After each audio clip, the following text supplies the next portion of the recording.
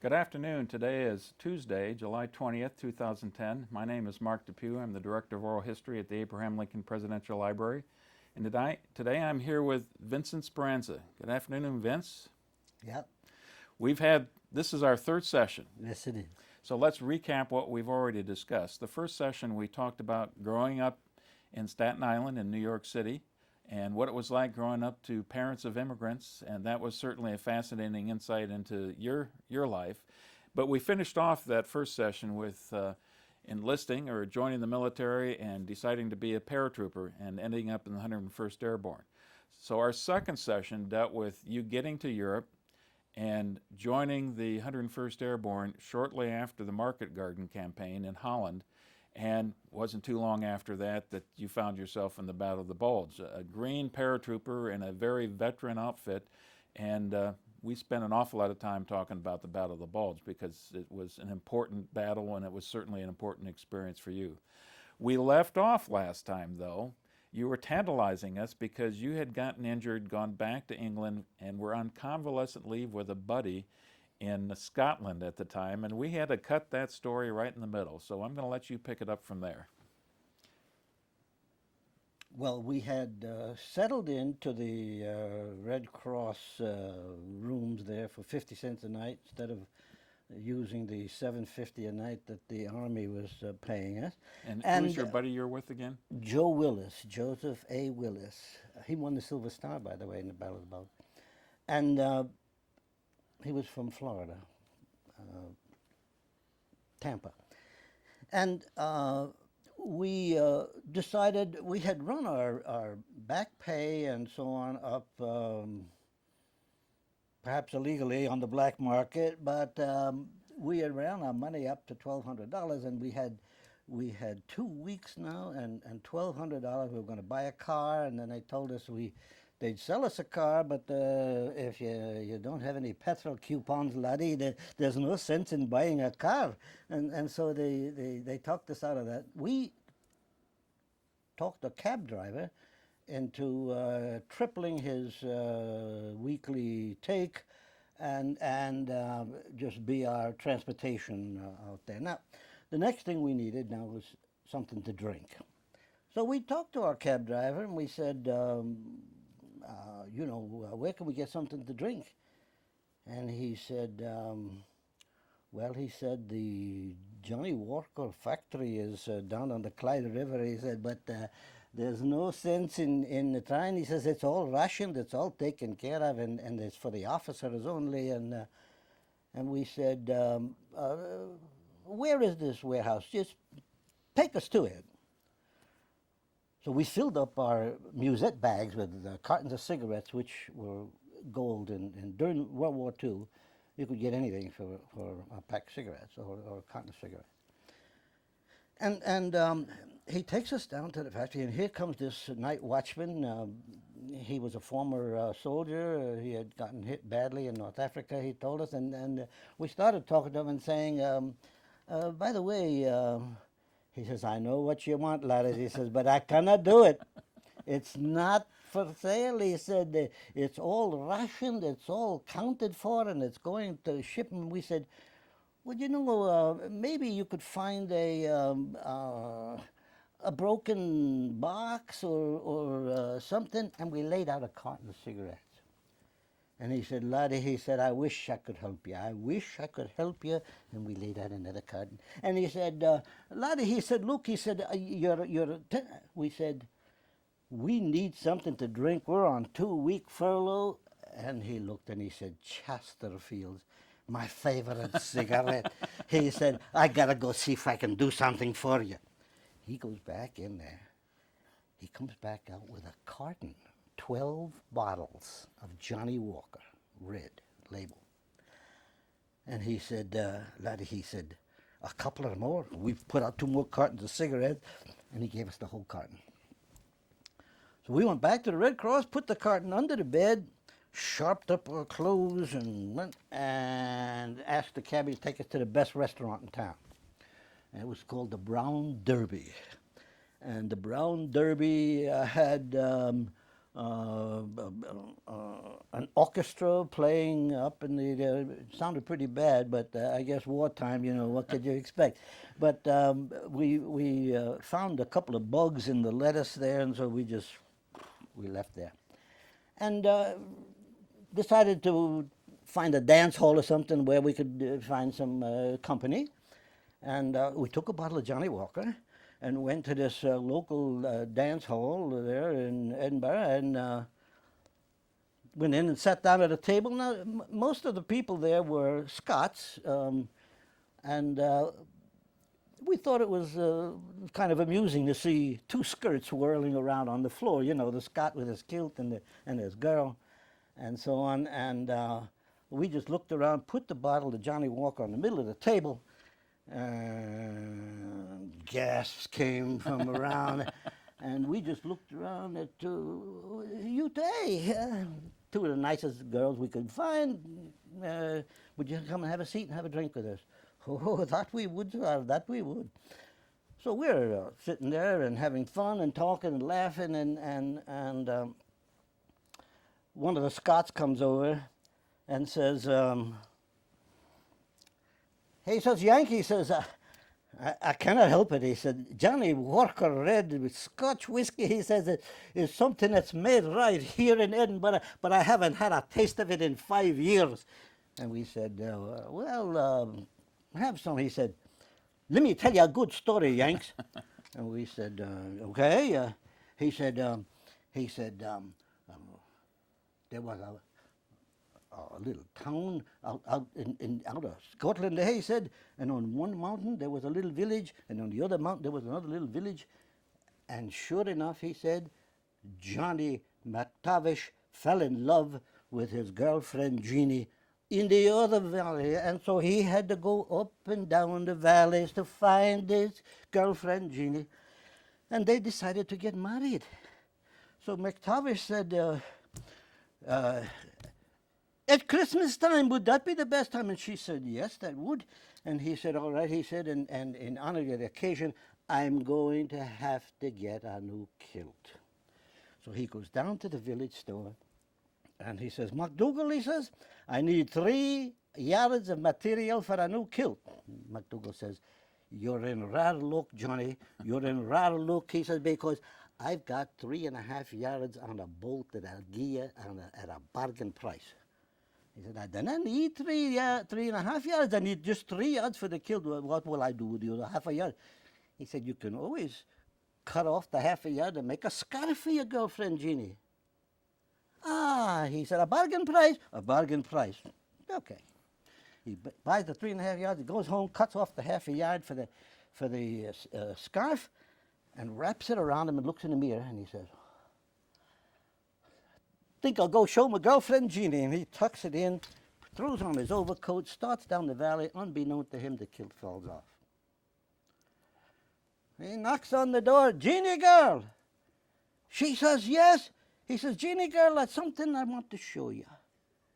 And she says, you know it's bad luck to see the bride at the wedding. He says, I know, but there's something I got to show you before the wedding.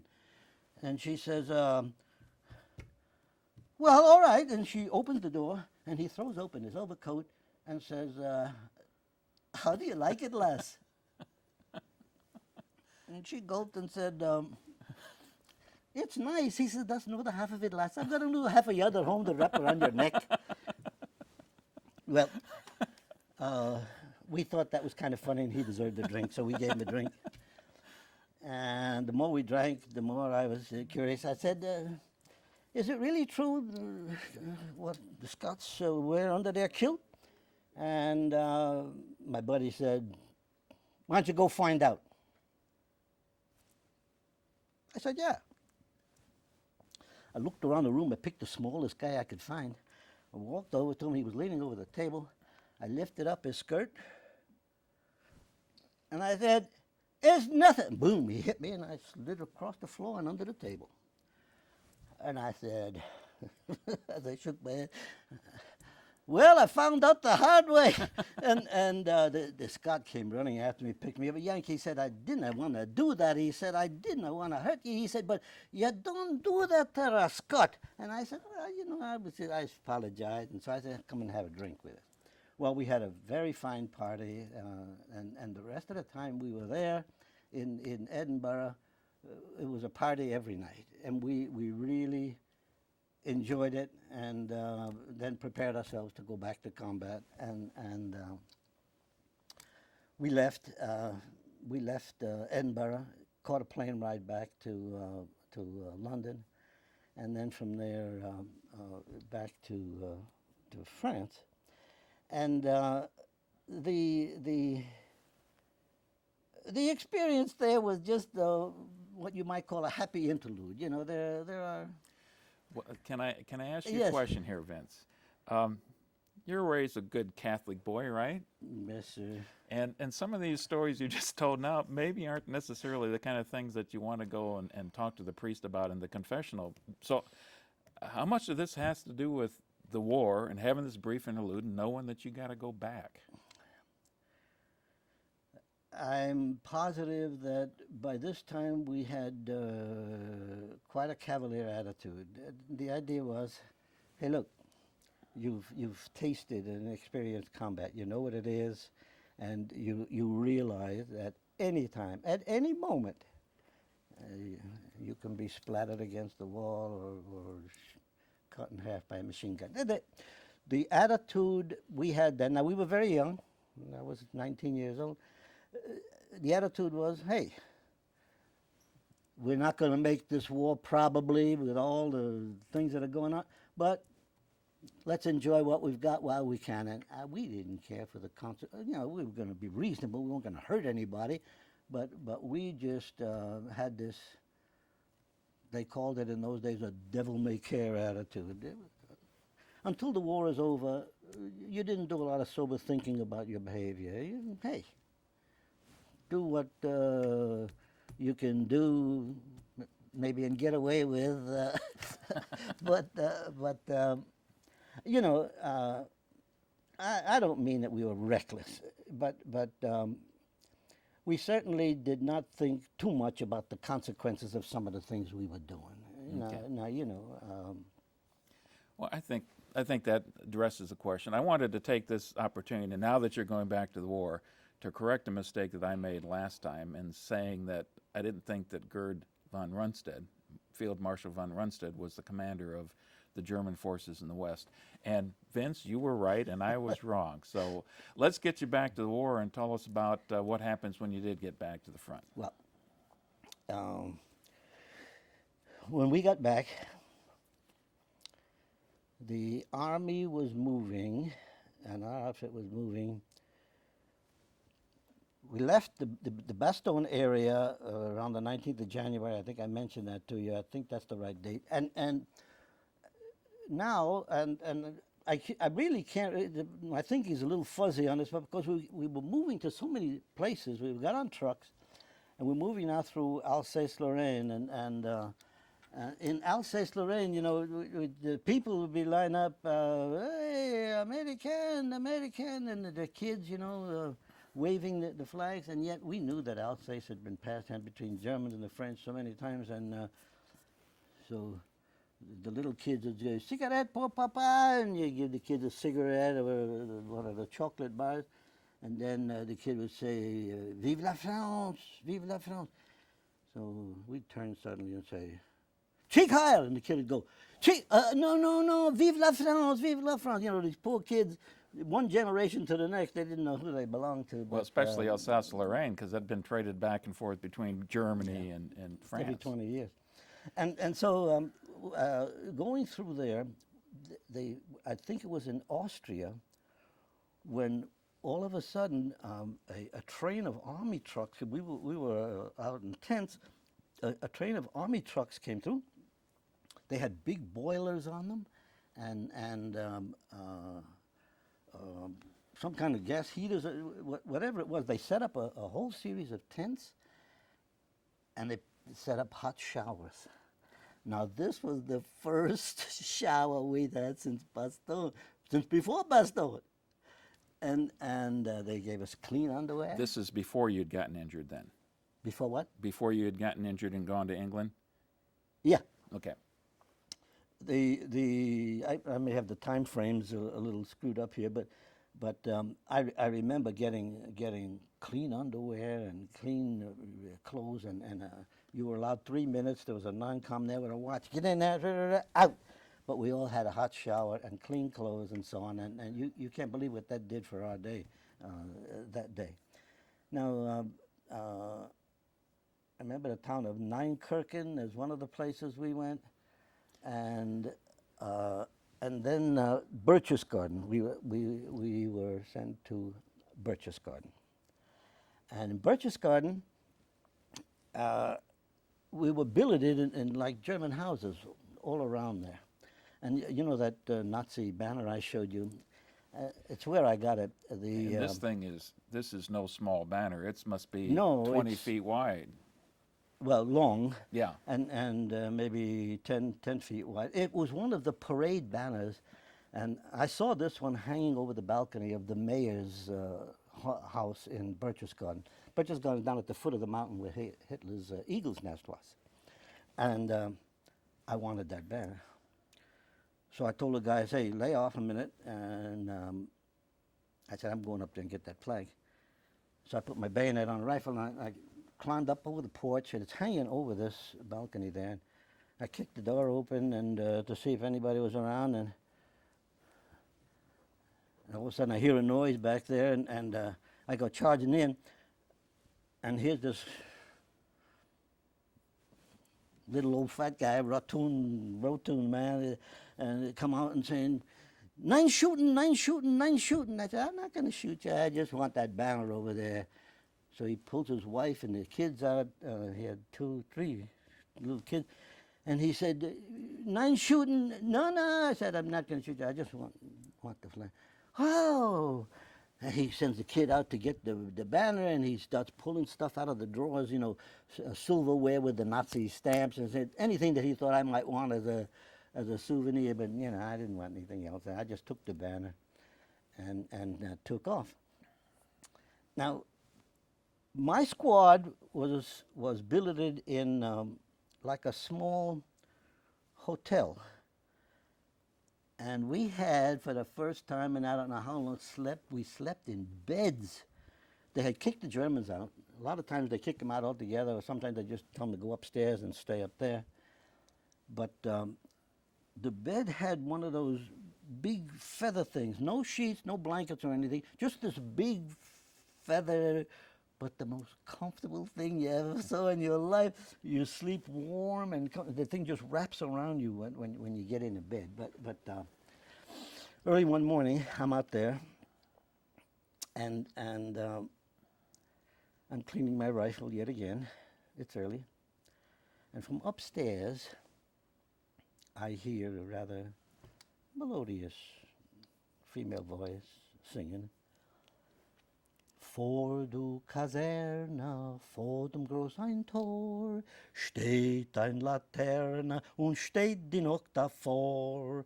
Alle Leute sollen es sehen, wenn wir bei der Laterne stehen, wie einst Lili Marleen, bist du Lili Marleen. And I'm looking, and I don't see anything. She's up there. I looked around, but then, as now, I had my trusty harmonica, and I responded.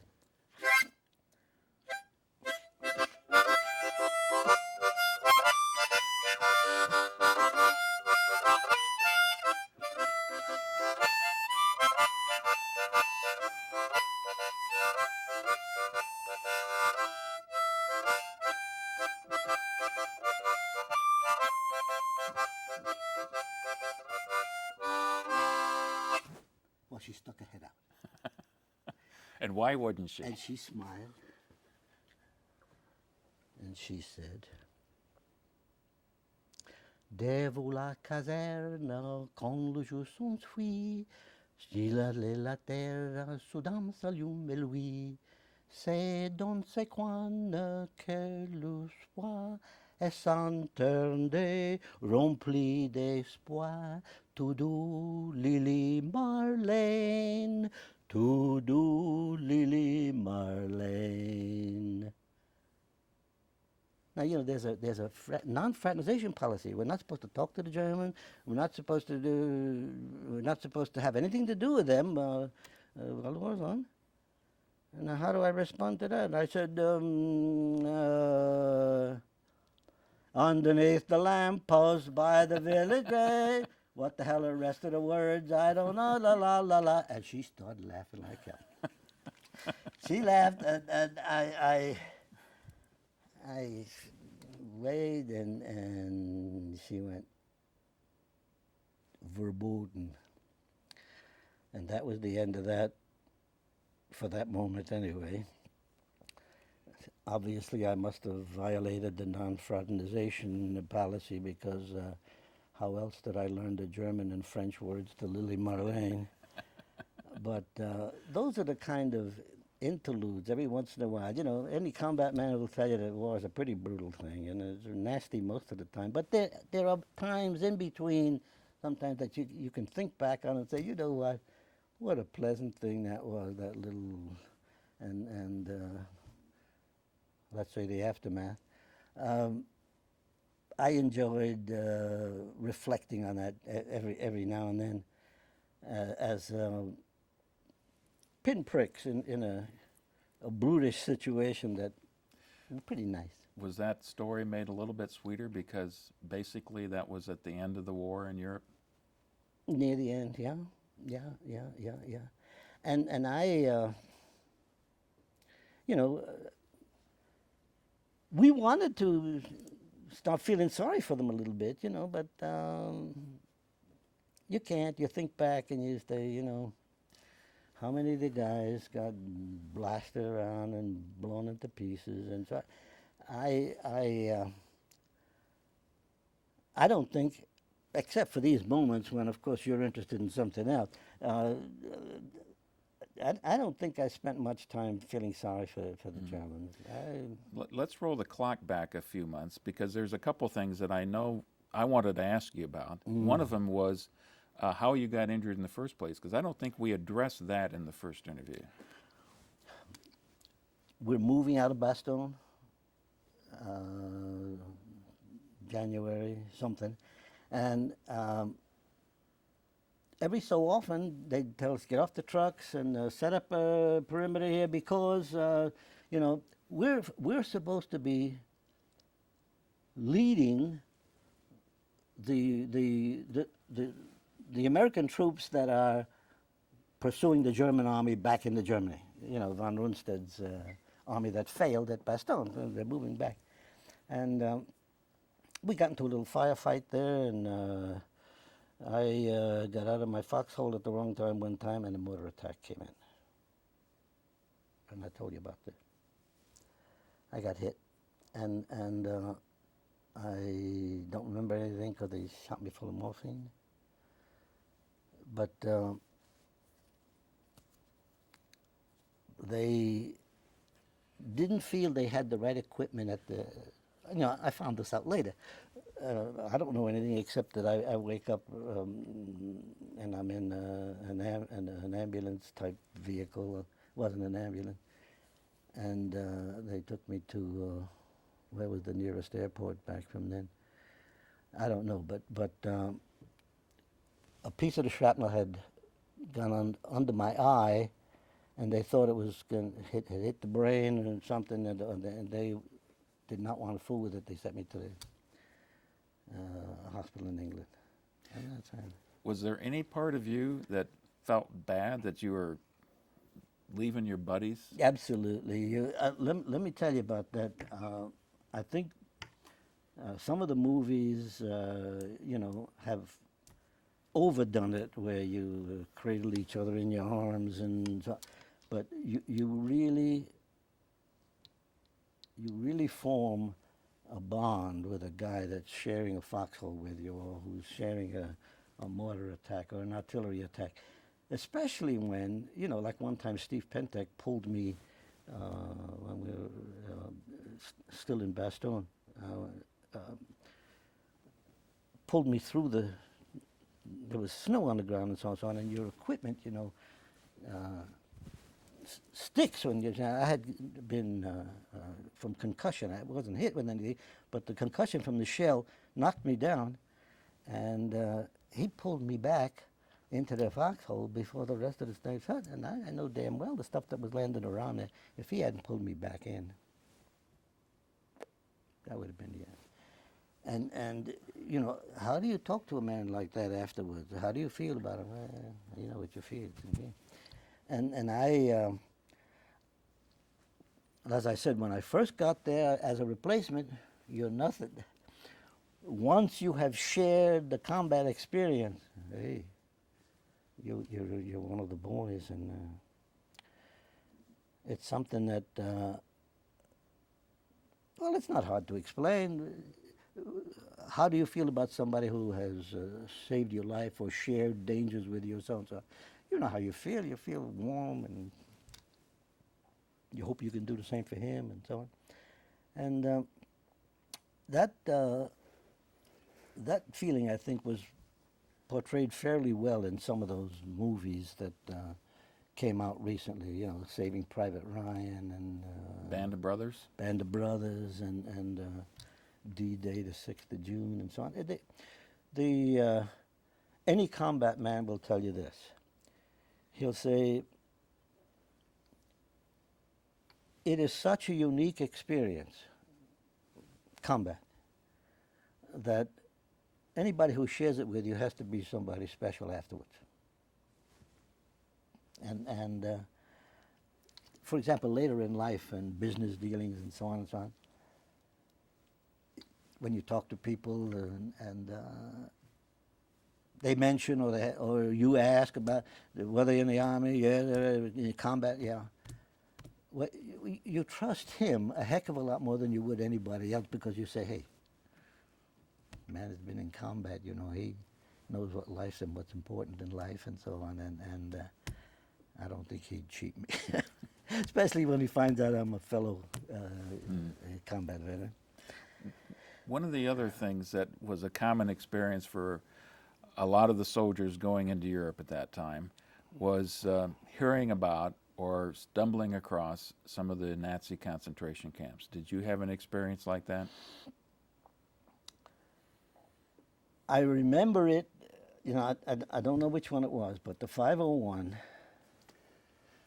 in their section, when somehow we were near the Czech border or something, Austria, whatever it was, and Steve Pentek will remember this too. But there was it was one of the minor camps, I guess, but the barbed wire and so on, and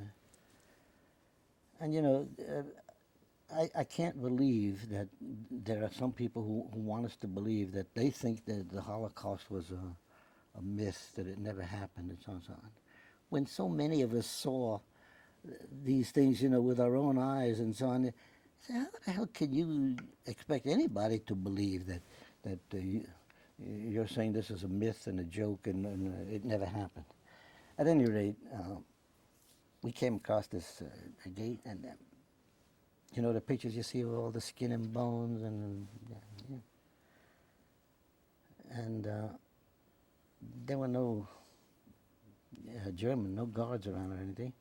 They all ran, left, I guess. And some of these skin are crawling.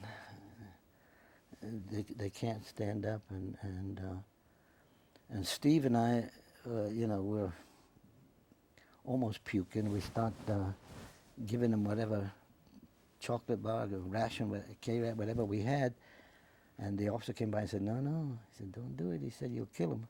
We got to do this gradually. You got to feed him something else, or I don't know. But he told us not to give him any food. But one of them started grabbing Steve.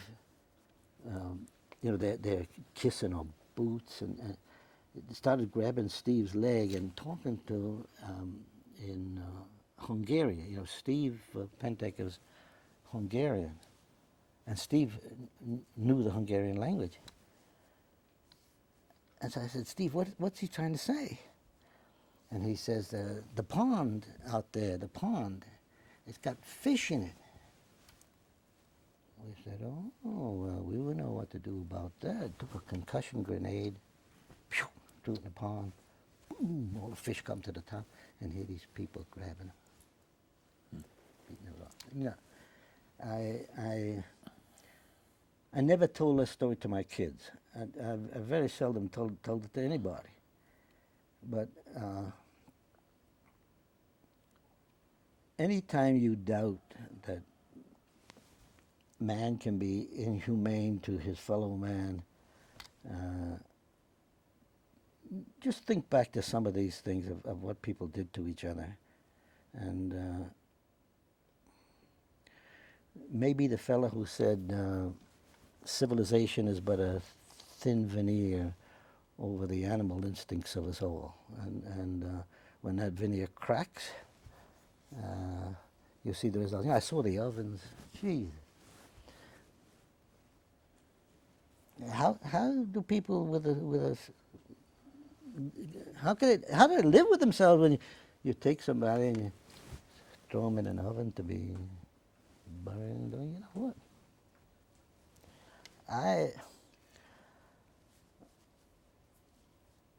This is probably the least emotion I've ever shown when I told this story, but you know, it used to crack me up. When I think all the pleasant things, wonderful things about people, and the wonderful people I know, and all the wonderful things I know, but I think how some people can still, or even the wonderful people, under the right circumstances, you know, what are we really? And I don't want to contemplate that question anymore.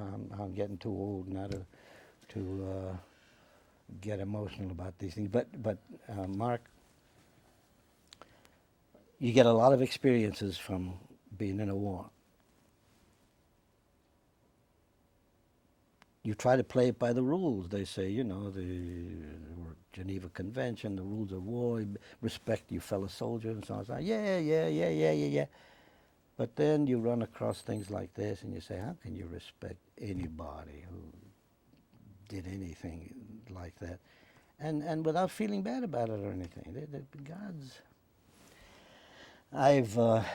In New York, you know, I had a lot of Jewish friends, and we talk about that a lot, and so on. And some of them had people who were in the camp and so on. And they said that their parents, the ones that were in the camps, didn't even want to talk about it. They said, we don't want you to hear us say what we really think about people and what they can do to each other and so on. You know, let's get off this one. Let me ask you this, and then we will get off the subject. Did this experience of seeing the concentration camp happen before or after the experience of the woman and Lily Marlene? No, the Lily Marlene was right near the end there when the Birches got. It must have been before. Okay. Yeah, and I know what you're saying. And here's a German woman there who intrigued me by her singing. That's what I mean by, you know, pinpricks. Every now and then something will hit you that way when... That's how you would prefer to remember the German people? Well, no, you know, since the war, I've read and understood and realized that you can't blame the sins of the father. You know, if that generation of Germans were pretty bad, that doesn't mean the next 2 or 3 generations. You know, who are our best friends in Europe now? The Germans. I used to smile at that when I was teaching. The 2 most hated peoples in the world in the 40s were the Germans and the Japanese. Our best friends in Asia now are Japan, our best friends in Europe are Germany, and so on. You know, one of these days we're going to be able to figure out why we are all so willing to go do something like that on the basis of what a bunch of politicians have cooked up. Well, let's ask you this then. Do you remember VE Day, the end of the war in Europe? Mm. Tell us about that. Okay. Right? The Germans surrendered in May. May 8th, I think it was. May 8th. And there's the 101st Airborne, the 82nd Airborne, and the Army decided to break up the 101st Airborne Division. Now, don't forget, the war with Japan is still raging, and most people believe that that war is going to go another 2-3 years.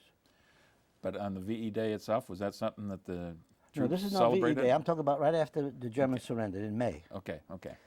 At that time, we expected the war in Europe, in Japan, to continue for another 2-3 years. As the Japanese were pushed closer and closer to the home islands, they got tougher and tougher, as you will recall reading, and they broke up the 101st Airborne. They took all the high point men, the men who were married, had kids, and had seen combat and so on and so on, and they sent them home. And they eliminated the 101st Airborne Division and put us all in the 82nd Airborne. I was in D Company. We were all unhappy about that, but life goes on. And they told us we were going to go from France to Panama to Saipan for the invasion of Japan. And man, when that rumor started, morale went like this. How in the hell are we going to survive another series of battles over there? And we said, didn't we do ours? At any rate, morale was down pretty bad, and we just went around and drank ourselves silly some nights because we said, not even a 30-day furlough at home before we go overseas to Japan. Were you still in Germany at that time? We're still in, in Bavaria. Southern Germany. As I said, they kept moving us around. Oh, one of the reasons they sent us to Bavaria, they said there were some SS units that hadn't surrendered. They were still going to shoot at us from the thing there. We were unhappy about that too, but as far as we were concerned, though, hey, that's the end. If we're going to have to do combat in Japan too, and so we might as well just live it up. But VE Day came in August, and what was that, August the 7th or 2nd or something? Whatever the story is, when we heard of VE Day, now there was cause for celebration. Yeah. We just had a ball. We just sort of loafed. There was very little training from there on in until we came home in December. Let me ask you one quick question here. I don't want to interrupt you too much, but what did you think about hearing the news about the atomic bomb, which ended up being the reason that Japanese surrendered? At that time, good for the bastards. And we didn't care if they killed 100,000, 15 million. Hey, it ended the war. We don't have to go over there and fight some more. And we thought that was a great idea. Now, later on, when you keep your... And then, I don't want to get political here, but the people, the liberals, or whoever they were that were saying what a terrible thing we did, dropping the bomb on Japan. We killed 100,000 people, women and children and so on. And we said, but do you know how many more people would have been killed if we had to go and take the Japanese home islands? Not only Americans, they expected another 500,000 casualties taking the Japanese home island. They also expected, 2 or 3 million Japanese casualties, not to mention we were firebombing the whole island with the people's homes and everything destroyed.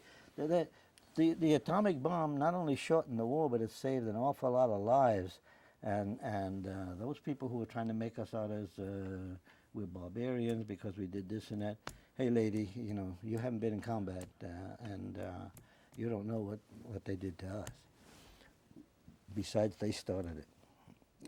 Again, I'll try to leave politics out of it. But what we felt was elation. And of course, nobody understood yet what the real results of the atomic bomb were, the radiation and all of that stuff. We didn't know. All we knew was a big bomb destroyed it, and the Japanese quit after the second bomb. And that made us all very happy. And we just fooled around September, October, November. We went to the port of embarkation, and I think we got home in December. And why did it take that long to get you shipped out in the first place? Don't ask me, but they, I think, wanted to keep us there until they had the occupation troops ready to come. Of course, who knows this? That's the big picture. The big boys know that. All I know is that we didn't get home till December. Now, here we are at Camp Shanks, New York.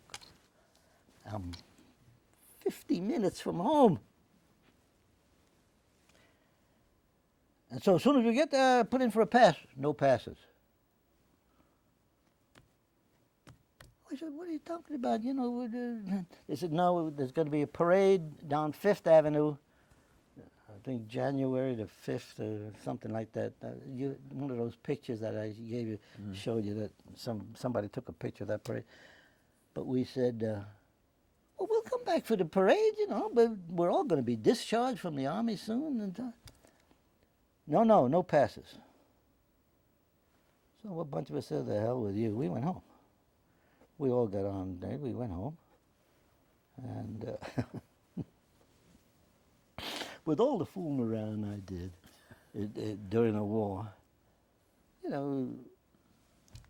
nothing ever happened. I got a summary court-martial for going home without pass. But no, a whole bunch of us. I don't know if it ever went on the record, but they said, summary court, blah, blah, blah, blah, blah. They busted us down, those of us who had any kind of rank. And I left the Army with a bit of feeling about that. I said, you guys, they were afraid maybe that we weren't going to come back for the parade. And we said, hey, we're only an hour from home. You got to let us go home. No. And so we went, and when we came back, they wrote us all up. I want to back you up again, though, because you didn't talk about how you came back home. I came back home on the Queen Mary. By the way, I told you we went overseas on the Queen Mary, and it was with all that. Coming home, now we're heroes. I had KP all the way back. My company commander must have screwed up someplace because my whole company, D company, was on kitchen duty all the way home, scrubbing the pots and pans and so on. I didn't even get to see the Statue of Liberty when the Queen Mary got to New York. We were down below on kitchen duty. We were not released. And I said, I'm glad I'm getting out of this outfit. I said, I want to get back to civilian life where people make sense on certain things. But it was a terrible experience on the way back, except for one thing. Boy, did we eat properly. We were in the kitchen. We ate, and we ate well. Do you remember meeting your family for the first time coming back? I told them, don't come to the camp or the city or the ferry or no place. From the ferry, Staten Island ferry, to my home, there was a train, the Staten Island Rapid Transit. And the station was, 200 yards from my house. And I told them, I'll come home by myself, and I'll meet you all there at home. I would rather meet you at home than at the ferry station. So they did, and I got off the train, I got a duffel bag, and I'm walking out, and my kid's sister, Connie, is on roller skates, and she sees me, and she comes skating down the sidewalk and jumps up. She hit me in the knee with one of her skates, and I thought that she broke my knee with one of the roller skates. So that was the first one I saw. And then they must have heard the excitement. And I came running in the house, and there's everybody. My mother, my father, my sisters and brothers, the neighbors, and so on. And everybody's, you know, patting you on the back, and we're laughing and crying and talking and so on. And Mama said, "And I got what I know you want, sausage and peppers." I said, "Right." But we had a real emotional, tearful reunion that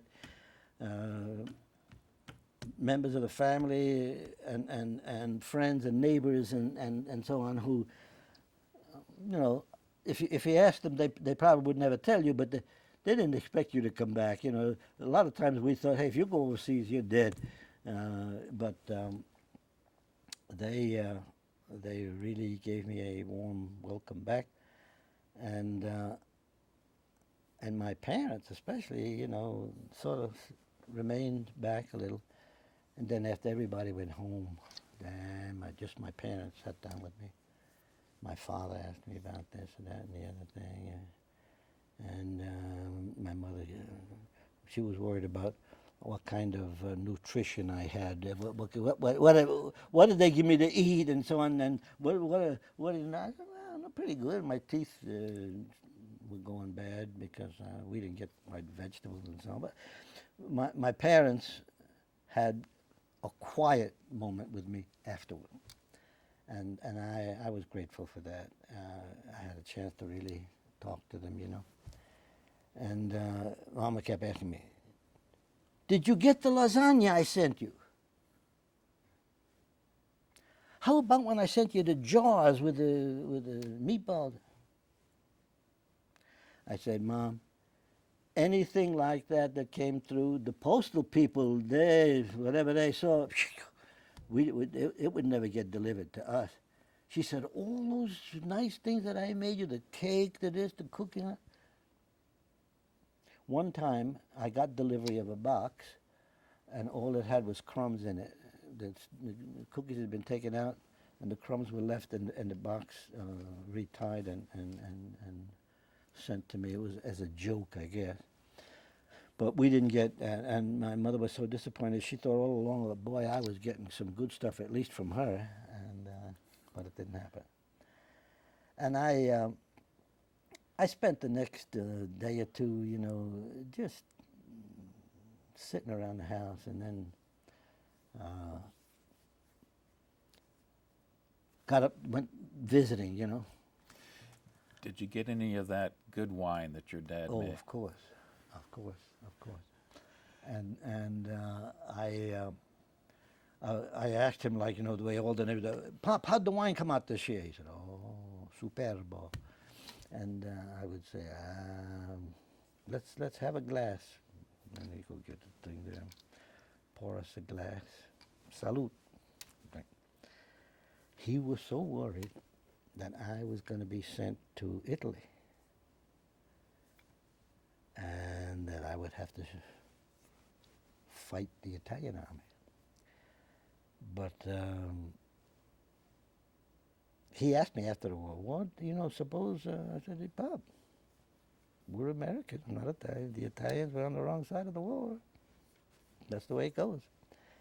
He said, "Yeah, but, you know, it would still hurt." I said, "Well, life's tough, Pop, you know. Life goes on and thing." But at any rate, after the war, I just 2 or 3 days, and I went visiting for a few more days, and then I said, you know, I've got to go apply for school now. I'm going to interrupt here, Okay. because I want to go backtrack, and we got some pictures that I definitely wanted to show. Oh. One of them is a series of photos you took on a practice jump in Europe. Auxerre. Yeah, so if we can go to some of those photos, because this is rather rare collection. You actually had the presence of mind to camera. take a camera and take pictures of yourself. So as we're looking at these, why don't you walk us through these? Let you take your glasses out here. Okay, that's a C-47. And there we are lining up to go aboard. Now you see we have no equipment, just the parachutes, because this is a practice jump.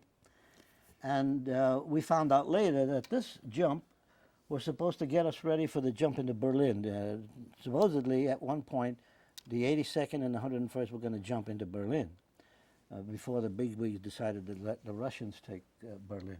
But I had a little Brownie box camera, and I had somebody else take that picture of us going in, and then the one you just saw was, I turned it up, and that's the guys down below me. And the next one, no, that I turned it out like this and clicked myself. You look at the risers pulling me up there, but that's how I looked coming down in a parachute. That's me spilling the air out of the chute. And I didn't know where these pictures were for a long time. I had them someplace locked up, but I don't remember when or what the occasion was for me to go looking for them to find them. And I said, you know, these are kind of unique. A guy taking his own picture and taking pictures of the guys jumping all around him while he's coming down in the parachute. Of course, you can tell that was a practice jump in that I had the time to do that. You know, we jumped at 800 feet in practice. You got about a minute and a half before you hit. And, you know, in combat, you jump at 500 feet and open and hit the ground because you don't want to be a target. And those pictures are one of my prized possessions now. And the second set of pictures that I wanted to check out had to be just right after you came back, and Yep. you had a couple days on the town too, it looks like. Oh, well. Here we are celebrating that's in New Joe York. Willis and I in one of those fake horse and wagons there, Central Park. That's your Scottish buddy, right? Yes. And now this is a good one. This is Billy Rose's Diamond Horseshoe. At that time, big fancy place, and known for its very sexy floor shows. The Billy Rose's Diamond Horseshoe Girl chorus line, thing like that.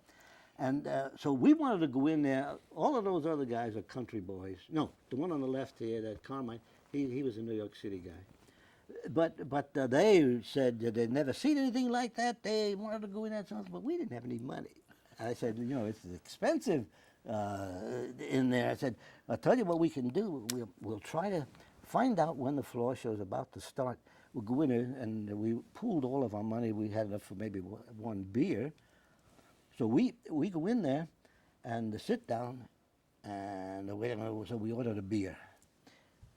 Now I told the guys, hey, slow. So we kept nursing the beer. Floor show hadn't started yet. Nursing. The waiter keeps coming around. You ready for another round? No, not yet. So we nursing the beer, and finally the waiter says, hey, are you going to have another drink or not? And we said, well, about that time, Bing Crosby walks over to us. He said, boys, he said, I want you all to know how much we think of you, what a wonderful thing you people did for us, and we appreciate it. He said to the waiter, come here, give these boys anything they want for the rest of the evening, he said, and put it on my tab. He said, what are you drinking, boys? We said, scotch. Right, bourbon. And we sat, and we got to see the floor show. And we left. That was a good experience, and we took off our hats to Bing Crosby. Well, that's the second time you went to a bar and you had one of those memorable experiences that stayed with you all these many years. Okay, let's get back to your narrative then of deciding. I think you were talking about going back to college. Yeah, now there were two, by the way, first of all, I've always said this, and I'll say it again for as long as I live. I'm very grateful to the government of the United States, who after the war gave us the opportunity to go to college for free. Most of us would never have been able to go. In those days, you know, there weren't all these government loans and so on. You had to have money to go to college, and we didn't have any. I would have never gone. But the GI Bill after World War II was one of the most generous and wonderful things for the returning veterans. Now, there were two laws. Public Law 346 said you get 1 month of college for every month you serve in the service in the United States. If you go overseas and you're in combat, you get 1 for 2. If you're a wounded veteran, if you got a Purple Heart, Public Law 16, they carry you through to your objective. You want to get a BA, they pay for everything and pay you $105 a month stipend while you went. That's how I was able to get married while I was still in college. I was making $120 a month while I'm going to school, plus all the part-time jobs I took. But at any rate, I went to apply to I could have gone to, by the way, I could have gone to any school I wanted to. I could have gone to the University of Bologna. I could have gone to London. I didn't want to go any place. I wanted to stay home. I wanted the closest college to my house that I could find, and that was Wagner College on Staten Island. And so I applied, and they said, we got a waiting list, and it's going to be at least a year. You know, all the veterans had returned and applied for college before me. And so I said, well, I better go get a job while I'm waiting. I get a job at Procter & Gamble. I hated the thing. I was packing spick and span, the cleaner. And the machinery sounded like a machine gun. Half of the time when the machinery would start and go on again, I'm ready to duck into a foxhole. But that thing was nerve-wracking. But hey, it was a job, and I had to wait. So I'm coming home one weekend, and a friend of mine named Frank Sinatra, he says, Vince, what are you doing? I said, nothing. I said, I'm working. I'm waiting to get into school in September. He said, let's go to sea. I said, get the hell out of here. You were in the Navy. You're okay, but I don't know anything about the sea. He said, no, he said, it doesn't matter. He said, this is the Army Transport Command ferrying troops from New York to overseas, and they take any veteran, even if it's an Army veteran, they'll take you on as an ordinary seaman. Within 3 months, you have to take the lifeboat test and so on. So on, you get an able seaman's paper. He said, it's good money, nice, clean, healthy living, and so on. I said, yeah. I didn't have a wife or girlfriend or anything at this time. Yeah, of course, my mother went through the ceiling. You just got home. And I said, well, Mom, you know, this is a 1 month deal. It's 3 weeks at sea and 1 week home. And 3 weeks at sea every month, you know, the troop ship leaving. Now, what I wanted was to find a ship going to Italy. You know, when Rome had been liberated while I was still overseas, I tried to get a pass to go. You know, I wanted to see what Italy was all about from the stories my father was telling us, my mother told us. And the Wartime Secrecy Act was still on, even though the war was over, so they wouldn't tell us where the ships were going. We had to go by rumor. So going up and down the Brooklyn Navy Yard, hey, where's this ship going? Hey, that one's going to Naples. We'd sign on the ship. Bremerhaven and back. Not quite Naples. Hey, that one's going to Palermo in Sicily. We sign up on that ship, Bremerhaven and back. To make a long story short, 12 times across the Atlantic and back, once a month for 12 months. Never got there. Every one of the ships I signed up on went to Bremerhaven and back. Once we stopped at the Azores to pick up the crew from a disabled ship, and once we stopped at Liverpool to do something there with the British, but Bremerhaven and back. Now, the story I want to tell you about, just one incident in the Merchant Marine. By the way, it was a good, healthy life, good money, and everything. And I think we got a picture of it, too, if we can put that up while you're telling the story here. There you are on the right. That's Speranza, the seaman. Uh, I'm in Bremerhaven. We got 3 days in port. And I'm young and healthy, so I go ashore to look for companionship. And I'm walking I walk through the park, and here's this rather nice young lady sitting on the bench. And I said, Guten Tag, wie geht's, was ist los? All the German phrases I knew, I just spit out. She started laughing. And she said, kommt Sie her. And she sits down. And so I sat down, and we started talking, and I said, haben Sie Hunger? Essen? And she said, oh yeah. So I said, well, come on now. And I took her to the Seamen's Club and had a nice meal, fed her well, so and so on. And she was very classy too. She didn't gobble things or anything. She was starving to death, but she ate nicely. And we go out. She said, willst du zu meiner Hause kommen? And I said, oh yeah, I'd like very much to come to your house. So she walks me, and we walk to a part of town there, and we get in the house,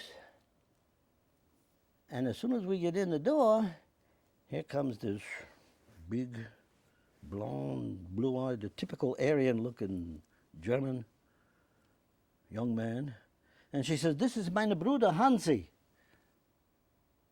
And that was the last guy I wanted to meet, but I shook hands with Hansi, and Hansi said, "Sitten Sie, willst du eine Bier?" I said, "Yeah, I'd like a beer." And so he had beer.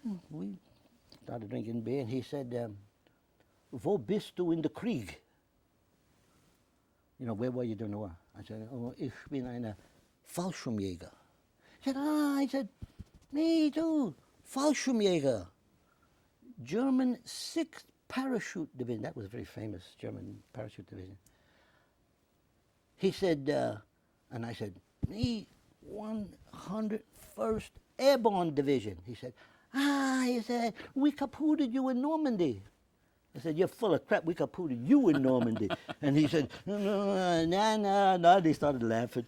And he said, "Bist du in the Hollande?" And I said, "Not me, but the 101st Airborne was in Holland." He said, "We captured you in Holland." I said, "Nah." Now he knew I was lying because we did get kicked out of Holland. And I said, "Nah, we captured you in Holland." And he starts laughing again. And he said, a Bastogne. Bist du in Bastogne? And by the way, it's the German 6th Parachute Regiment. 3 times, the 101st and the German brigade were banging at each other during the war. And he said, "We captured." I said, "Nah." I said, "Hey, ich bin in Bastogne. You never got past the front end there." I didn't know how to say it in German. So he starts laughing, and he says,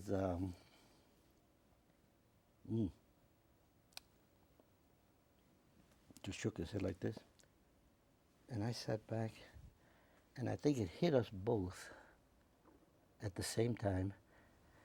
We looked at each other, we're drinking. 6 months ago, we'd have been slashing each other's throats.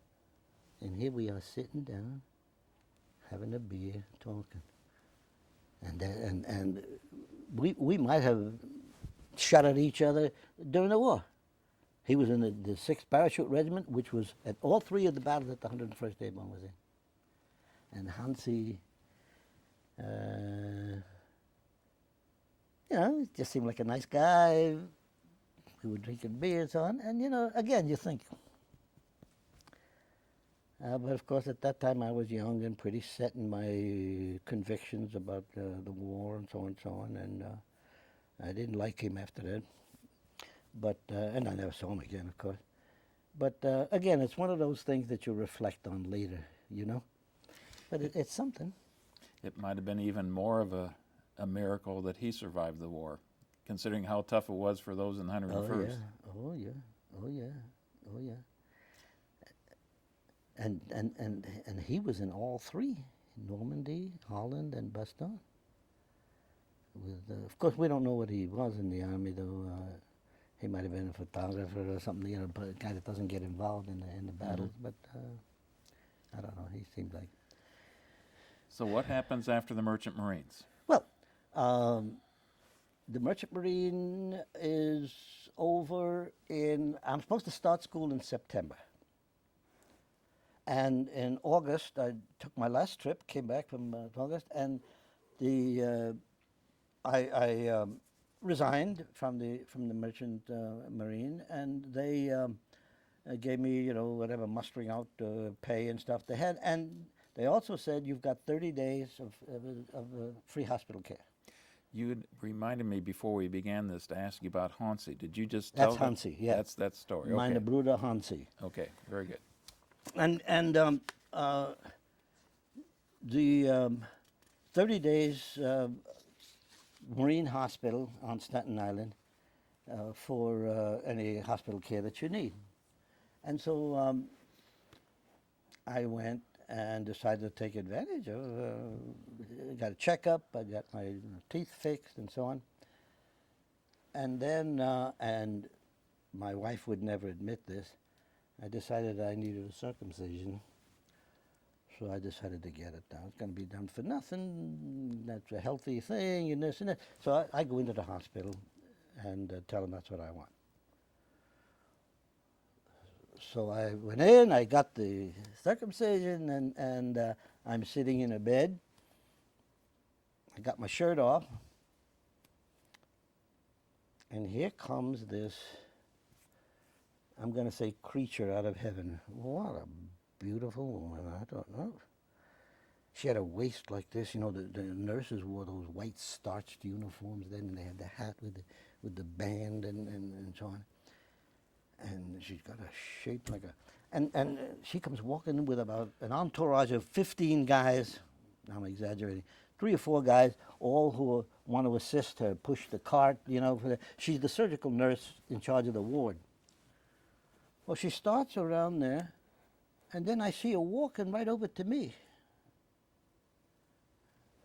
And her first words to me, I'm sitting in the bed without my shirt, and she said, "Sir," she said, "hospital regulations require that you wear your pajama top at all times."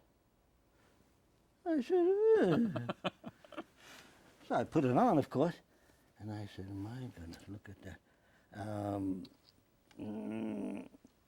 I called my mother. I said, "Mom," I said, "listen, bring me make a cake, cookies, anything. Bring this so I can take it to the nurse's station and see if I can't, there's a girl I'm interested in." And so my mother came and she made orange cupcakes. I remember them so well. And so I went to the nurse's station and with my top on, and I said, "Is Miss Leftwich here?" "No, she's off to the..." "Well," I said, "I thought maybe you ladies..." "Oh," they said, "thank you very much, but we'll tell her when she comes back." Well, I was in the hospital maybe 3 days, 4 days at the most. And I'm talking to the guy in the bed next to me, and I said, "Boy," I said, "am I going to date that woman when I get out of here, if she'll have me?" He says, "Oh, no," I said, "she's all taken." I said, "What do you know about it?" And he said, "I've already taken her out." By the way, I found out later it was all a lie, but he convinced me that I should leave that alone. And when I left the hospital, years later, my wife told me, she said, "You don't know how disappointed I was. You left without even saying goodbye, without even talking to me, without..." She said, "You know, we nurses used to leave each other notes on the charts. Hey, the guy in bed number 72, he's going to go to college. He's not a seaman and this and that and that." And she said, "And I had such a good report on you. I was expecting you to..." And but the guy had convinced me that she was taken. So one day I'm painting my house, my mother's house, and my friend calls me up, Moki Geminis. He was a Hawaiian guy that I went to sea with. He and I were buddies on the ship. And he said, "Let's go to the Marine Hospital. I got to go get my something fixed." I said, "I'll get out of here. I'm up on a ladder. I'm doing the paintings on. I'm all dirty." "Oh, come on, Vince. I'll buy you a beer." I said, look, come on. So then I thought, who maybe I will run into. So I put on the different clothes. I showered and shaved, and I went and I sat outside, and sure enough, she came walking by. And I said, "Hey, how are you?" So and so. And I said, "When are you going to let me take you out?" She said, "When are you going to ask me?" I said, "Well, they told me you were old." She said, "They are liars." Well, the rest is history. We went out on a date that Friday night or Saturday night, whenever it was, and man, I was hooked. Well, there she is. And there's the two of you together. And I would assume that Which one is that now? Let me see. Oh, yeah, that's her.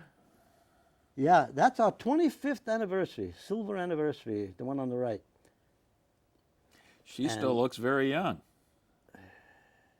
Well, we were only 23 when we got married. We've been married 62 years. Mm-hmm. And unfortunately, she's in a nursing home now with Alzheimer's and doesn't know much what's going on, but she still knows me, and that's all that counts. So I go see her every day, except Saturday. What happens after college then? After college, I got a job. By the way, there were no. By the way, I went right through a master's degree. I had a bachelor's and a master's. I applied at New York City was not giving the test for jobs, and there was no openings in New York City. I went up to the bulletin board of the college, and I took the first job that I said, there's a Keysville, New York. And I said, where's Keysville, New York? Right up near the Canadian border, near Plattsburgh in New York State. And I said, let me go home first and talk to my, listen, I said, honey, you ready to move? There are no jobs here. And but there is one in Keysville, New York. And she said, yeah. We only had one child then, baby. And so I took that job in upstate New York. My salary with a bachelor's and a master's was $2,700 a year. This was in 1951. And that's only because I had the master's. If I only had the bachelor's, it was $2,500 a year. By the way, every cop, fireman, sanitation worker, so on in New York City was making over $3,000, $3,500. But teachers, even in New York, weren't being paid anything. And to make a long story short, that summer, I got a job parking cars at the Orsable Chasm, which was a place right near Plattsburgh, where the river had cut a chasm, and it was a resort thing, and parking cars for 2 months that summer, I made $2,000. Teaching the youth of America American history all year long, I made $2,700. That was my salary, and again, it taught me something. At any rate, after that, they were giving the test in New York. We went back to New York. I took the test, and I went to work for the Board of Education, City of New York. And my best 20 years were the 20 years I spent teaching. I loved everything about it. I thought what I was doing was important. And every kid that came through my class had a good understanding of World War II and its aftermath when it was time to study that part of it. Which borough did you teach in? Staten Island, New York. And you lived in Staten Island as well? I lived on Staten Island as well. And we had the beginnings of the teachers' union near the end of my 20 years. And I went to work with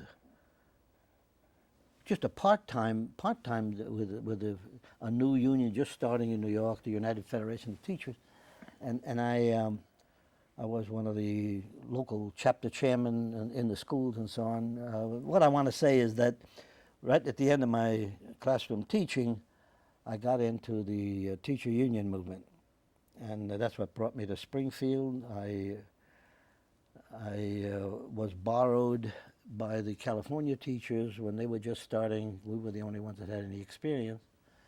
Joe Pacheco and I went to California, and out there the Springfield people saw us and the kind of job we were doing, and they called me up and started offering me money to come to Springfield. And I said, I don't want to come to Springfield. I said, they said, oh, but we are paying this and this and this, and but I said, for an extra $5,000 or $6,000 a year, uproot my whole family and so on and so on. Well, they kept upping the ante until they offered me so much money. I said, I called the family together. I said, hey, you ready for a move? I got 3 kids and my wife. And the kids were all for it. You know, New York was getting pretty bad then. The drugs and the gang wars and the... What year would this have been? Huh? What year would this be? 1970. We're just getting through the 60s. And I ended up in Springfield in 71, I think.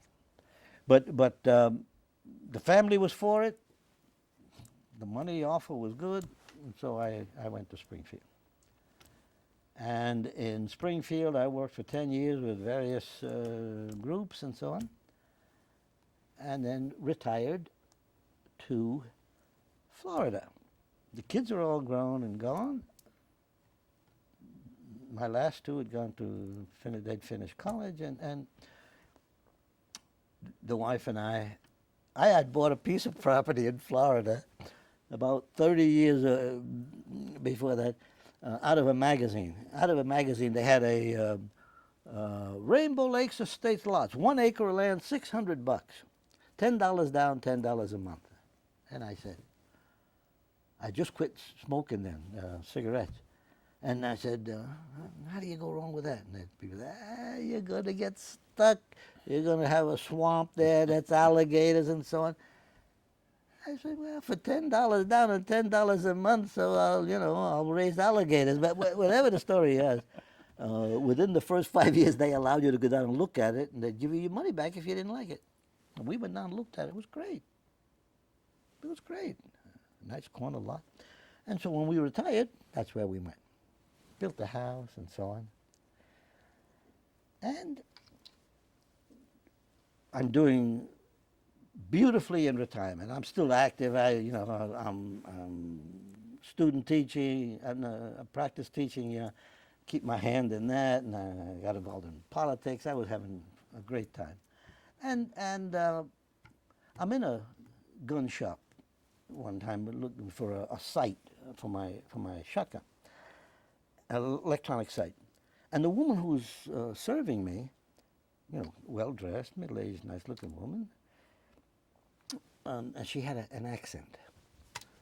So I said to her, do I denote a French accent?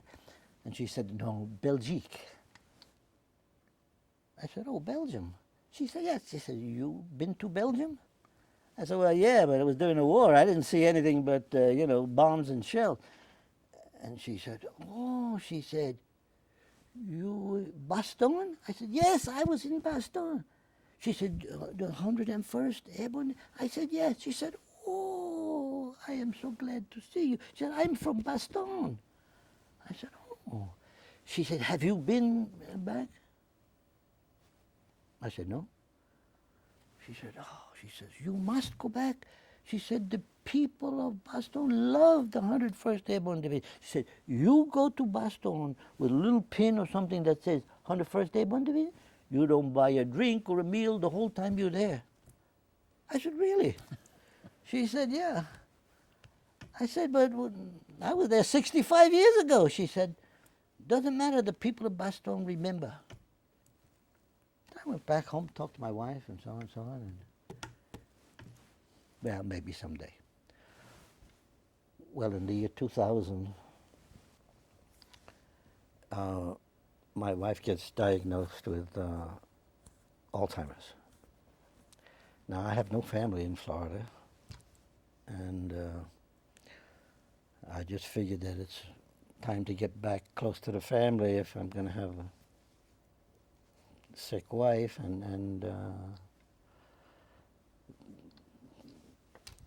my daughter, 5 granddaughters, 6 granddaughters here in Springfield, in Auburn, and my son is in and out, but he's in Alaska. And so we decided to move to Springfield, to Auburn. And so I sold out in Florida, and we moved to Auburn. Now my wife is still, you know, reasonably competent, and I took care of her at home. They told me to put her in a nursing home, and I said, well, I don't think they can do anything for her there that I can't do for her at home. Let me take it as long as I can. And to make a long story short, situation, you know, Alzheimer's never gets better, it only gets worse. And so it's gone downhill, and it got to the point where she went into a coma, and I panicked, and I called the hospital, and they told me, hey, no more home. You put her in a place where there's 24-hour medical help, and so on and so on. And so I looked a bunch of places over. The best one was one 10 minutes from my house in Verdon. So 3 years ago, put her in a nursing home. Well, in 2009, that's September, last year, September, I decided that I kept waiting. You know, my son was going to come with me. We were going to go to Bastogne. But he had problems with his own wife being sick and so on. And so I said, well, I'm going to go by myself. I've got to see it before I leave this earth. From what that woman told me, I ought to go back to see Bastogne. And my daughter said, I'll come with you, Pop. So we booked. I said, well, look, since you're going to come, I'll only spend 3 days in Bastogne, and then I'll take you to Paris for 3 days, and so you can see something. My daughter had never been anywhere, you know. So when we went to Bastogne, we were in a nice motel. We had no game plan. You know, all I was going to do was maybe take a taxi to go out and see if I could find the old battlefields or something. This woman had told me there's a big museum right in the center of town that's dedicated to the 101st Airborne Division, and that museum has maps and everything, you know, you might find that. So that's what we were going to do. The first morning that after we spent the night in Bastogne, the first morning I'm looking for a bank with an ATM machine. I need euros. And as we're walking down the street, my daughter pulls me back and said, Dad, look at this. In this window, there's a mannequin of a man with a 101st Airborne uniform on, with a 101st Airborne patch and the boots and everything. And I said, wow, look at that. Let's go in. So we went in. And, you know, in the front, there's just a little storefront, but the back is like a big warehouse. And it's full of Army. You know, there's some old Jeeps and a tank and all kinds of equipment, guns, machine guns, everything. And the man said that this stuff is all from World War II. All of it is World War II memorabilia. And there's a counter, and behind there's a big, later on I found out he's an officer in the Dutch Army, big guy. And he says, can I help you? And I said, well, no, I just want to look around. I said, I was with the 101st here during the war. He said, you were with the 101st Airborne here during the battle of Bastogne? I said, yeah. He comes charging around. I thought he was going to attack me. Picks me up in a bear hug. He said, sir, he said, you don't know how happy I am to see you. I am honored. My name is Mark Killian. And I'm an officer in the Dutch Army, but I'm on leave now. And he said, this is my shop. He said, we want to welcome you. Is this your first time back? I said, yeah, 65 years. Earlier when I was here last time. He said, well, he said, how can I help you? He said, "Well, what?" I said, "Well, I said I would just like to see the battlefields and maybe see, you know." Ah, he said, "I will take you. I will take you. You and your daughter meet me here 1 o'clock, and I will take you." While we're talking, another guy comes in, a smaller guy, and they start speaking in Flemish, and I don't know what they're saying. But all of a sudden, this guy turns to me. He said, "You were with the 101st Airborne Division here during the war?" I said, "Yes." He said, "My name is Johnny Bona. I'm a captain in the, I'm a tank commander in the Belgian Army." And so on. He said, "Let me shake your hand. How wonderful of you to come back." And he said, "I'm going to come with you." He said, "I've made a study of the war." He said, "For the last 25 years," he says, "I'm going to take you to my home and show you my war room where I have maps and who were you with?" I said, the 501. He said, "Which company?" I said, "H Company." He said, "Well," he said, "I can show you exactly where H Company was," and so on. He said, "I've written 4 books on these. I'll give you one." By the way, I found out later they were in French. What am I going to do with it? So I didn't take the book. But that afternoon, he and Mark take my daughter and I out to, I said, "Where's the church?" And he said, "Well, we'll go by it," because I said, the only landmark I really remember in the place is the church and the seminary across the street from the church." He said, "We're going right by it," he said, and on the way back we'll stop." So we will go by, and I got a glimpse of the church on the right-hand side, and the brick seminary had been rebuilt, but we went out to the battlefield, and he takes me. He said, now here's a big field sloping down. Remember I told you about this. And then sloping up to the woods. The Germans were there, we were here. And he said an H Company was dug in here on both sides of the road. And he said, and I said, "This is the field where we," and he said, "Yeah." And I said, "If that's the case," I said, "right here, there should be, there was a 2-man foxhole, machine gunner and assistant gunner." And he said, "There is," he said. By the way, there's a barbed wire fence all around this area. The Belgian government just blocked it off. There was so much unexploded ordnance there, and it was going to cost so much, they just decided to block it off instead of paying to get everything diffused. And so he said, "There is," he said, "it's filled, but you could still see the outline." So I said, "Can we go in?" He said, "Oh, yeah." So we went in, and I looked, I said, "Jesus." And I'm looking at the field. Now, of course, there was no snow on the ground. And when I was there during the war, it was all covered with snow. So I'm looking, and I see the damn outline Jesus, that could have very well been a 2-man foxhole. Then there should be a rifleman over there. And we walk over there, and you can see a little outline there. Something. One over here. I said, "This has got to be." Then I said, "No." I said, "There was a stream on the right hand," because I remember that morning breaking the ice and filling my canteen. And he said, "There is. You can't see it because of the grass." And we went over there, and there was the stream. And I stood there like this. And now I'm trying to picture. And the stuff was coming back with the snow. Now, there was a little more growth on it now, of course, over the 60 years. Some of the trees had grown, and so, but the basic field was still there, where the barbed wire fence was that I told you about, where the German first waves got tangled up and so on and so on, and where we had a slaughterhouse day. And I just... My daughter took me aside, and that was the first of the breakdowns that day. I thought I was tougher than that, but I guess when you get to be an old man, you're not as emotionally tough as you used to be. And I turned around. I said,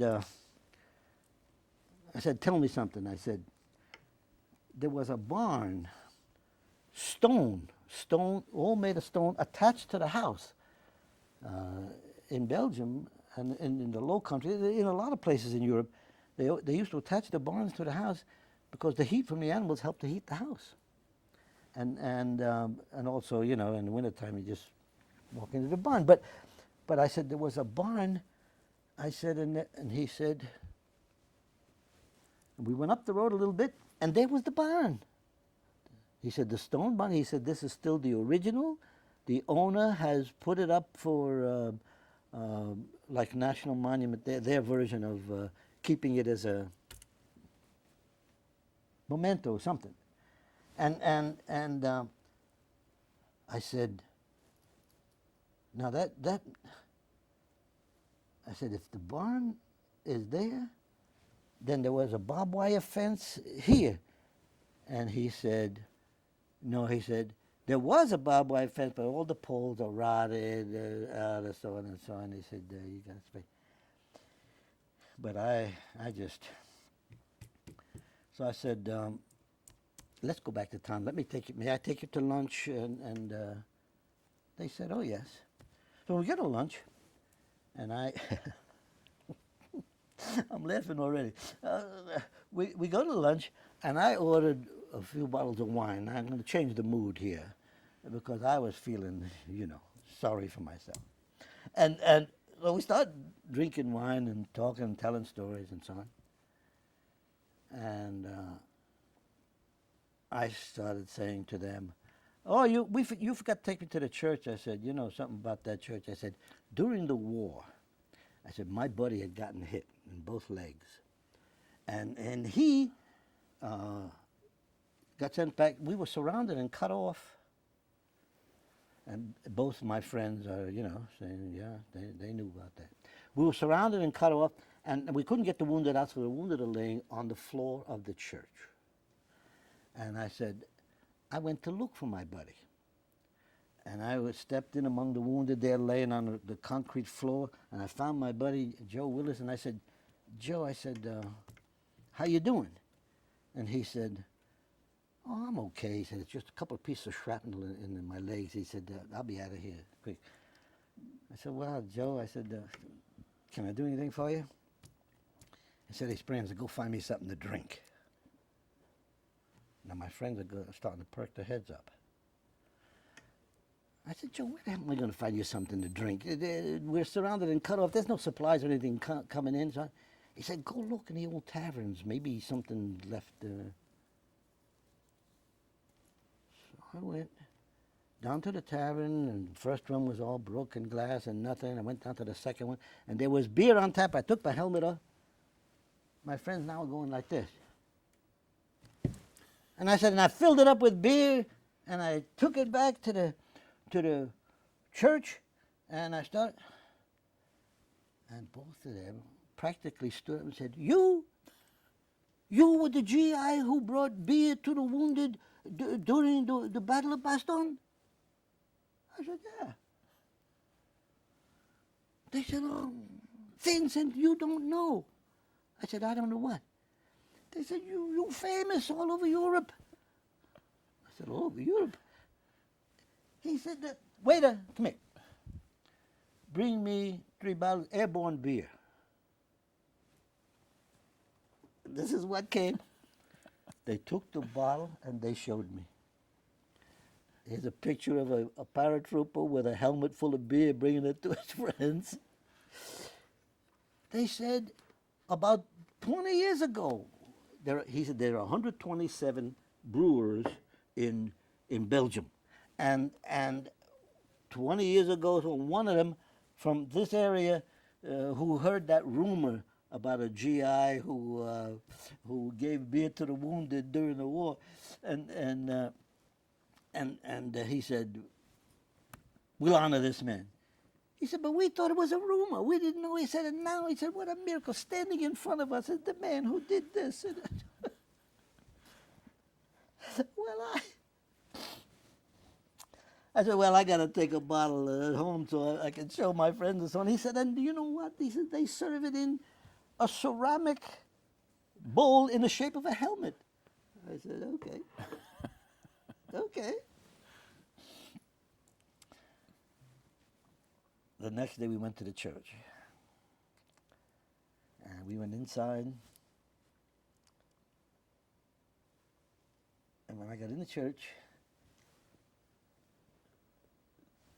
the floor now has benches on it. You know, it was bare with the wounded there during the war. But the floor, the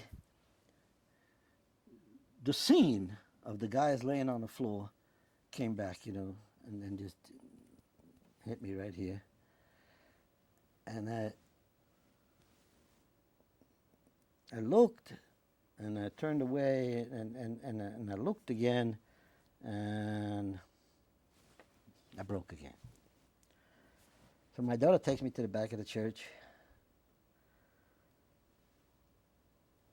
and she says, Pop, she says, I know, she says, but it was 65 years ago. I said, yeah.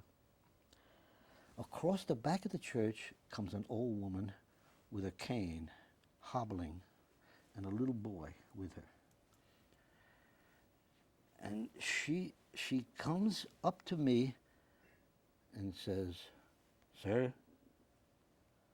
thank you for our freedom. And she hooks her arm around my neck, pulls me down, and kisses me on both cheeks, and then she wipes my tears. And I hugged her, and she stepped back. And then she says something to the kid. The kid backs up, gives me the one pump French handshake, you know. He says, Sir, thank you for our freedom. And then he gives me the British salute. And I got emotional again, and we walked out. And the rest of the time there, we only had 3 days, my two friends, Johnny and Mark, kept telling me, you must come back. You must come back on the 16th of December. He says, the 16th of December, 2009, is going to be the biggest celebration for the 101st Airborne of the century. He said, because it's the 65th anniversary of the Battle of Bastogne. He said, and we know that all of you have to be in your mid-80s or older. And we don't know how many are ever going to come back. And so it's going to be the biggest. He said, there isn't a room anywhere in the entire nation of Belgium or Holland, he said. The closest rooms are in southern Germany, northern France, and Luxembourg. And he said, but he said, I have a room for you. I said, I have 3 reserved for any of the GIs who show up. He said, will you come back? I said, yeah. And I looked at my daughter, and I said, yes, I'll come back. He said, we do a reenactment. He said, they send, everybody is in uniforms, 101st Airborne uniforms. You know? He said, you got to come back. I went back. And he said, only I went by myself this time. My daughter couldn't get any more time off. My son's in Alaska. I went back, and this time they took me around and showed me the monuments to the 101st Airborne Division. Some of this is on tape that you have of the TV coverage. And everywhere you went, 101st Airborne Division, to the men of the 101st Airborne, there was one 3-story monument, almost like a building, a star-shaped building, made from the rubble of the streets of Bastogne, all rubble.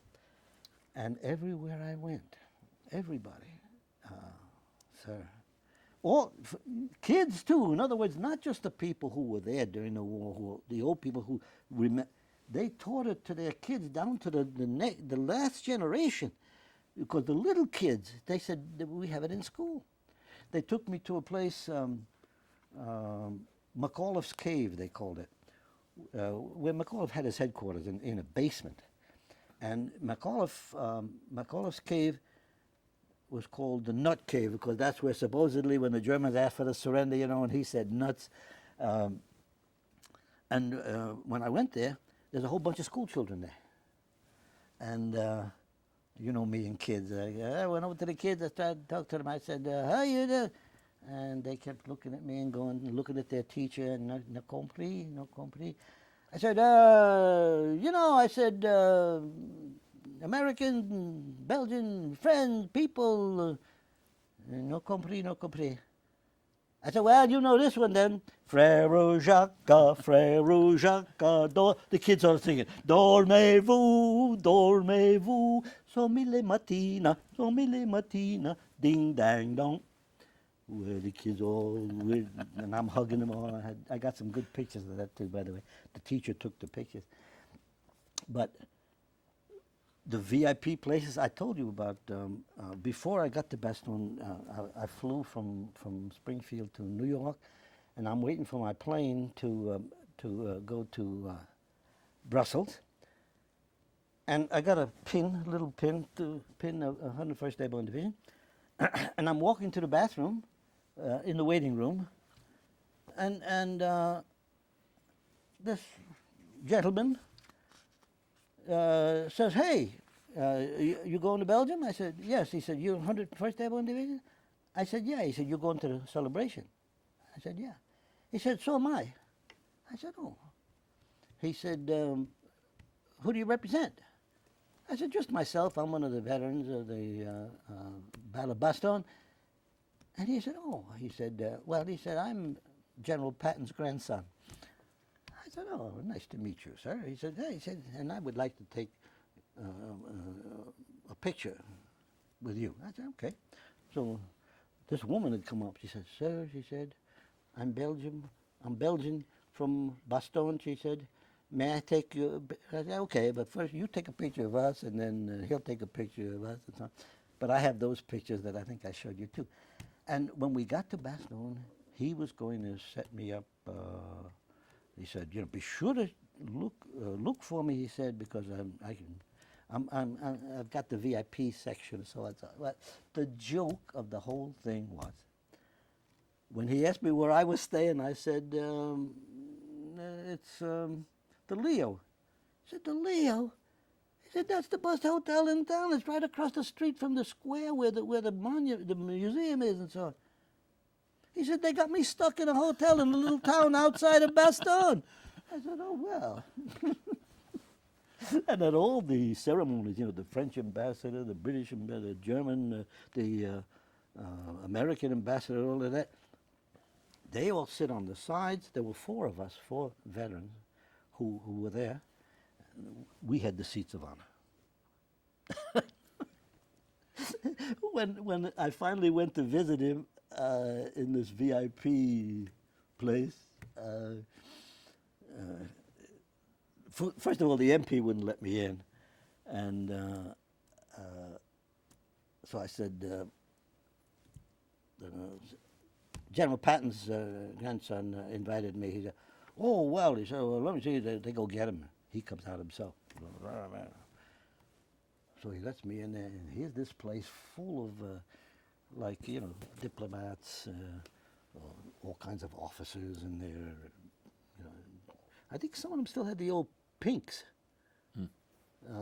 But officers and colonels and so on. And Patton says, "Colonel, would you get this man a drink?" Full colonel going to get me a drink.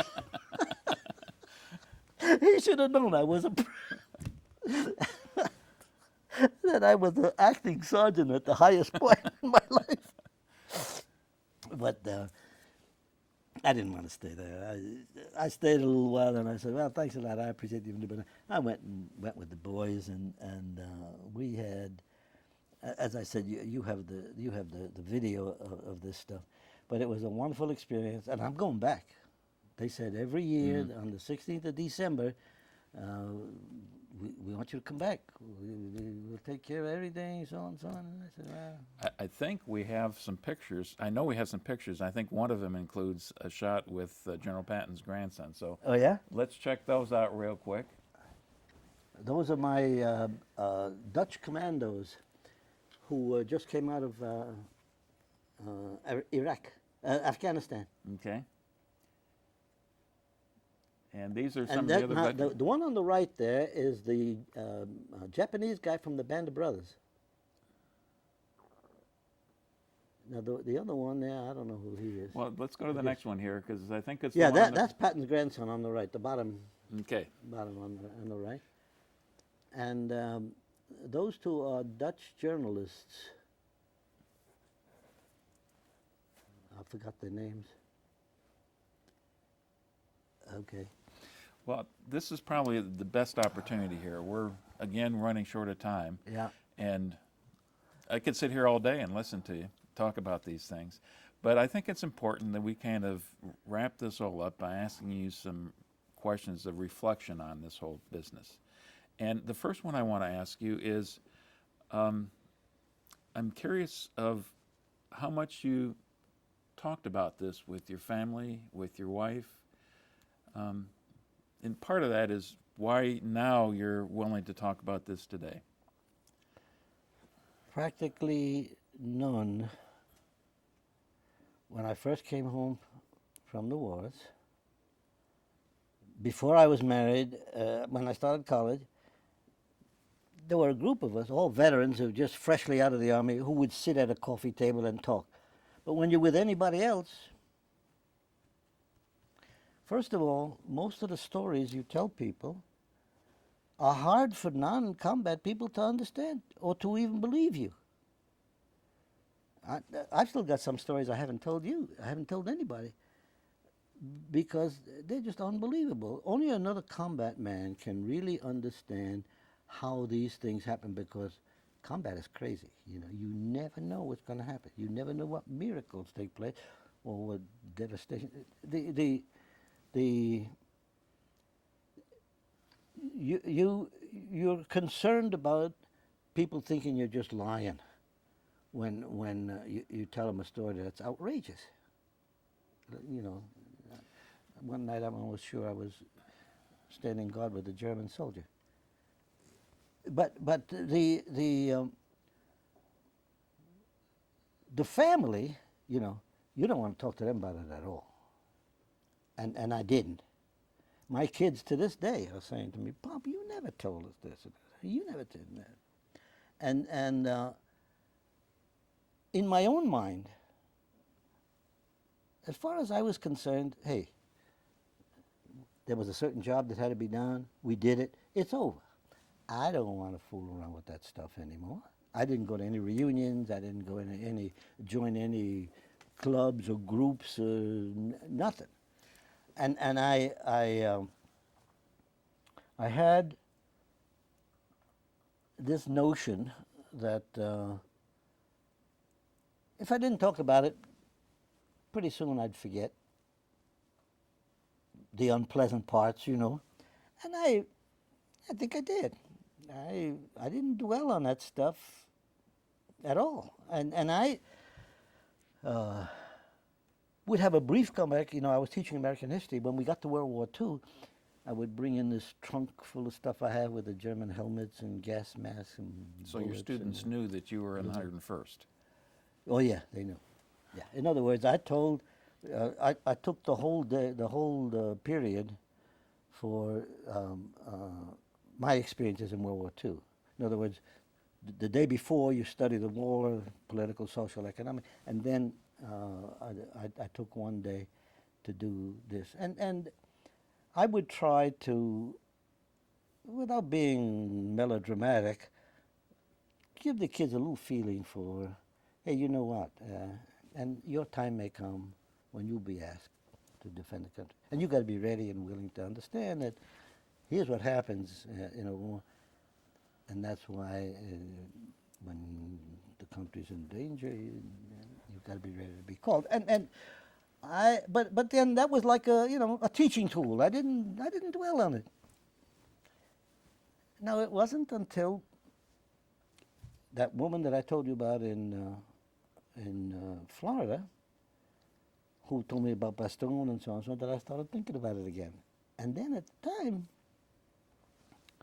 in my little town of Auburn and so on, I'm commander of the American Legion. I'm a life member of the Veterans of Foreign Wars. And in a little town like that, a lot of us are in both organizations. And we were doing things for veterans. And I started the Auburn Veterans, I'm going to put in a plug, Auburn Veterans Research Center. I had a committee of people who I gathered who were interested, one of them being the daughter-in-law of the local newspaper in Auburn, Connie Mishlish, and Jim West and Edna Dolbear and Tony. And I said, look, we can do, in other words, the schools used to call on me to come in and when you know, I did it once a long time ago, and then the word got around, and so a lot of the teachers were interested in having a veteran come in when they do World War II, and I would go through the thing, show them the trunk full of stuff and so on, and so I said, you know, they were all so interested in what I had, you know, the Nazi banners, the armlets, the Luger and the stuff. And I said, you know, maybe I ought to put it on display someplace where more people can get to see it. And I asked the banks and so on. They said, security would be this and this and that and that. And then I got the idea that, well, maybe we'll put together our own little thing there. So first we had to go to the city council and get permission to do this, and we had to go through certain hoops to ask the library if we may have a little section of the library that we can devote to the Auburn Veterans Research Center, which is one little section of the library. We have a computer and we have all kinds of filing stuff and so on and so on. And what we're doing is gathering, you know, like you're doing here, except on our scale. And I interviewed every veteran. I have a form. I fill out, you know, where were you born, this and this, and when did you go into the service, what did you do, which outfit were you with, what were your awards, and this and this and this, and any anecdotal story they wanted to tell me, and we're putting it in the file. Okay, I'm afraid I'm going to have to, we are at that point in time where we do need to wrap up here. Okay. Vince, and I apologize for that. I do want you to have an opportunity to express your concern because you waited a long time to sit down with anybody and tell your story. Yeah, I would wish that